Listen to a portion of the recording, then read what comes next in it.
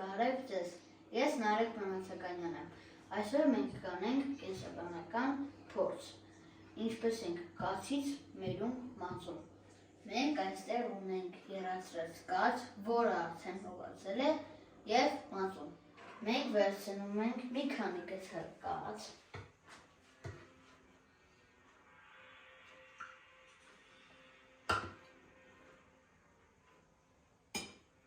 և խառնում ենք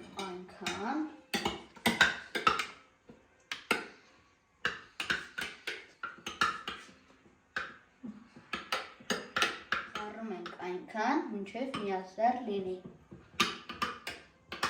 Լցնում ենք կացի մեջ